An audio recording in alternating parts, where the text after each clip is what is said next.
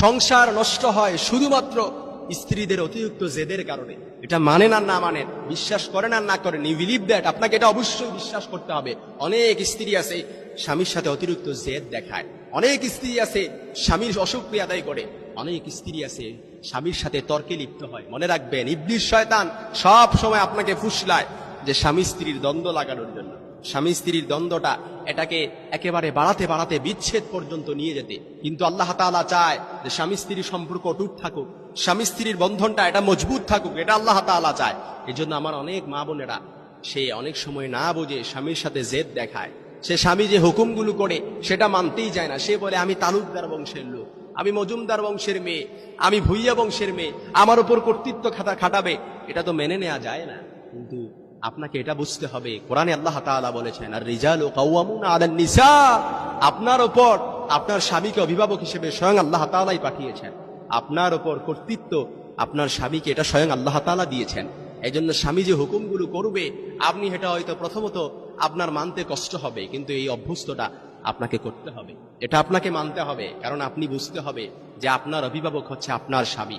অনেক স্ত্রী স্বামীকে অভিভাবক সে মানতে যায় না। অনেক স্ত্রী স্বামীতে তার কর্তৃত্ব সেটা বুঝতে চায় না। কিন্তু আল্লাহ বলেছেন, ও নারীরা, তুমি যদি জান্নাতে যাও, স্বয়ং রাসূলের হাদিস, জান্নাতে যাও 4টা পয়েন্টের একটা পয়েন্ট হচ্ছে আতাআত বালাহা, স্বামীর আনুগত্য। স্বামীর আনুগত্য ছাড়া আপনি জান্নাতে যেতে পারবেন না। আপনি স্ত্রী স্বামীর উপর ডমিনেট করবেন আর আপনি জান্নাতে যাবেন, এটা তো হতেই পারে না। কারণ জান্নাত আল্লাহ তাআলা তৈরি করেছেন, এটা হচ্ছে জান্নাত হচ্ছে সাম্প্রদায়িক জায়গা যেখানে ইমানদার নারী পুরুষরা অবস্থান করবে। এজন্য নারীরা তখনই ইমানদার হবে যখন 4টা পয়েন্টের একটা পয়েন্ট হচ্ছে আতাআত বালাহা, স্বামীর আনুগত্য। স্বামীর আনুগত্য করেন। বোন, আপনি বুঝতেছেন না, এখন স্বামীর সংসার করতেছেন, আপনি ভাবতেছেন যে এই স্বামীর সংসার আমি করব, এই স্বামীর সাথে বিয়ে হয়ে তো আমার জীবনটাই শেষ হয়ে গেল। এই স্বামীকে বিয়ে করে আমি আমার জীবনটাই নষ্ট করে দিয়েছি। কত সুন্দরী ছিলাম, কত রূপবতী ছিলাম, অথচ মা বাবা বিয়ে দিছে কোথায় আমাকে এসে। আহা বোন, আপনি জানেন না এই জোড়াটা আপনার স্বামীকে এটা আল্লাহ তাআলা নির্ধারণ করে আপনার কাছে, আপনার স্বামীকে আপনার কাছে পাঠিয়েছেন এবং আপনাকে আপনার স্বামীর কাছে পাঠিয়েছেন।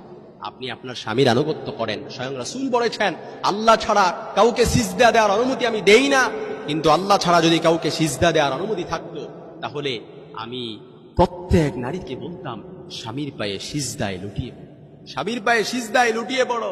কারণ যে সকল স্ত্রীরা স্বামী পাইছেন, আপনি একটা হীরার টুকরা পাইছেন, আপনি একটা জান্নাত পাইছেন, আপনি একটা জান্নাতের টুকরা পাইছেন, এটাকে কদর করেন। জান্নাতে যাওয়ার জন্য স্বামীর আনুগত্যই যথেষ্ট। যে স্ত্রীর প্রতি তার স্বামী সন্তুষ্ট না, ওই স্ত্রীর প্রতি আল্লাহ তাআলাও সন্তুষ্ট না, এবং কিয়ামতের ময়দানে ওই স্ত্রীর দিকে রহমতের নজর দিয়ে আল্লাহ তাআলা তাকাবে না।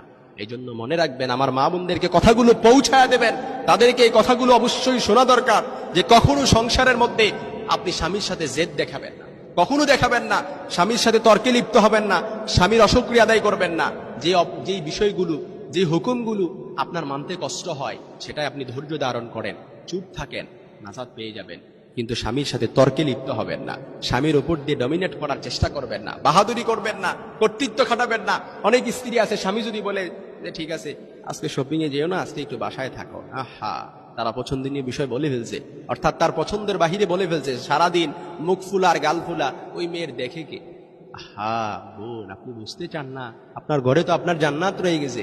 আপনি স্বামীর কদর করেন, আপনি স্বামীর কদর করেন, কারণ স্বামী এটা আপনার জান্নাত, স্বামী এটা আপনার জান্নাত। স্বামীর আনুগত্য করলে জান্নাতে যাবেন, আর স্বামীর অনানুগত্য